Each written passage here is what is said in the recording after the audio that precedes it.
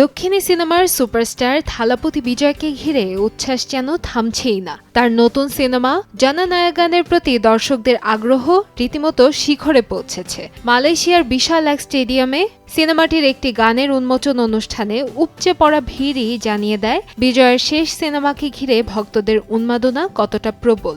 সেই দৃশ্যের পর থেকেই শুরু হয় অগ্রিম টিকিট বিক্রি, আর শুরু হওয়ার সাথে সাথেই বাজিমাত করে জননায়গান।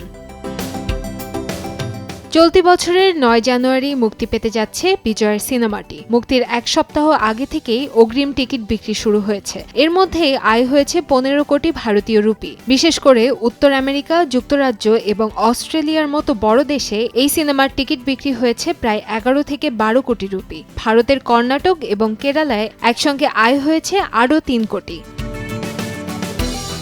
এইচ বিনোদ পরিচালিত এই রাজনৈতিক থ্রিলার সিনেমায় বিজয়ের বিপরীতে দেখা যাবে পূজা হেগড়েকে।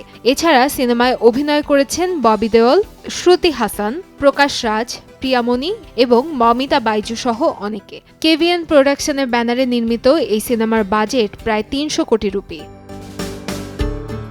মুক্তির আগেই অগ্রিম টিকিট বিক্রির ঝড়। তবে মুক্তি পেলে সিনেমা হলে কতটা ঝড় তুলবে তা দেখার অপেক্ষায় দর্শকরা। যদিও মুক্তির আগেই উন্মাদনায় ভাসাচ্ছেন বিজয়ের শেষ সিনেমা জননায়গান। কান্তাময়ী স্নেহা, সময় সংবাদ।